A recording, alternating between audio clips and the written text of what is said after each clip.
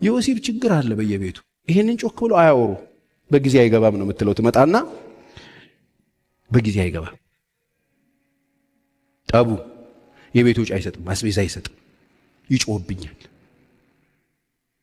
እሱም አታከብረኝም፣ እሷም አይሰማኝም ምናምን እያሉ በሌላ ነገር እንዲህ ይከራከራሉ።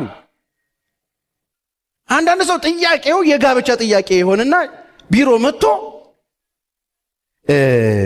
ፓስተርዬ አንድ ጥያቄ ነበረኝ ስለ ስላሴ አንዳንድ እኔ ደግሞ ጌታ ይነግረኛል የስላሴ ጥያቄ የለበትም የሰውዬ የጋብቻ ጥያቄ ነው።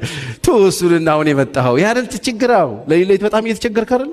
እሱማ እውነት ነው። እኔ ታዲያ ኢንትሮዳክሽን አታብዛብኝ። እኔ ወደ ገደለው እንገባ ነው የሚሻል።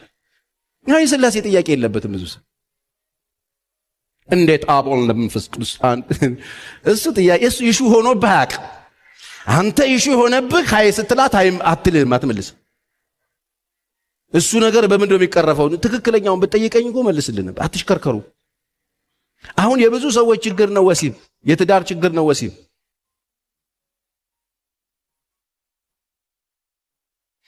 ለምን ከተባለ ወሲብ ያለ ፍቅር፣ ያለ ቅድስና፣ ያለ ተግባቦት የሚፈጸም ነገር አይደለም።